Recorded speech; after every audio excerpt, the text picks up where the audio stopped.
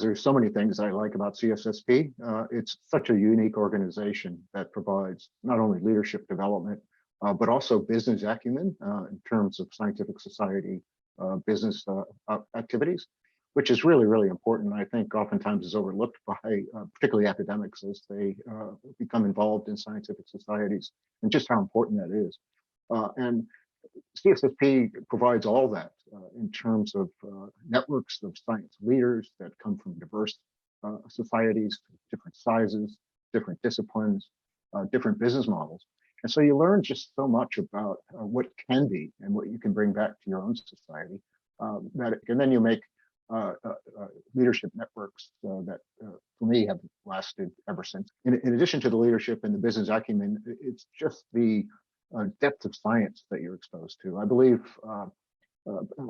presenters that we've had at our science sessions at CSSP, and we've had at least 3 that have won Nobel Prizes after they actually presented at CSSP. Leadership development that brings back some really rich insights back to society, as well as really understanding the business of scientific societies and in depth, and actually being exposed to the diversity, as I mentioned earlier, of business models, because so many of our societies are so diverse, not only across disciplines but across how they actually operate and what their major income sources are, and then being able to share the challenges, because they tend to be quite common across many of the scientific societies. Some of them are unique, but most of them are quite common.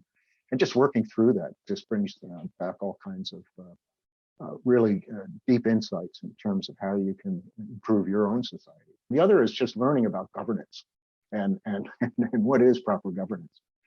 It's not management, right? And this is another real challenge that people sit on the boards, and they oftentimes chair the board as president typically, and they get involved in the business decision of a society, and that's just not what a board is supposed to be doing.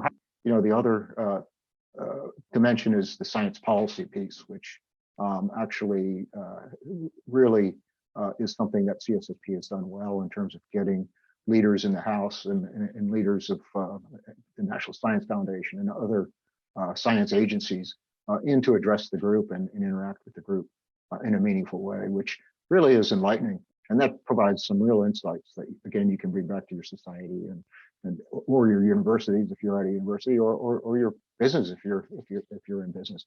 You just can't underestimate the ability to network with science leaders across all different kinds of societies that represent different disciplines and subdisciplines, as well as, I mentioned, the diversity of business models and the diversity of size. Even one of the things that I really enjoyed with CSSP is not just advocating for your own science, but how important it is just to advocate for science generally. If you're a key congressman or congresswoman sitting on a science technology committee, and individuals come in and try to push their science above others, that's destructive, because they're getting hit with so many people. So when you go in, you do have to frame it that all science investment is important. You really can't underestimate the networks that have been maintained. And how we can rely on one another for, as issues come up, bounce things off of science leaders, again, from that great cross-section of diversity. And I would suggest that continues through your career and through your science leadership activities well beyond the scientific society. So while it benefits the scientific society, it just benefits science, I think, more broadly, and certainly your discipline and subdisciplines.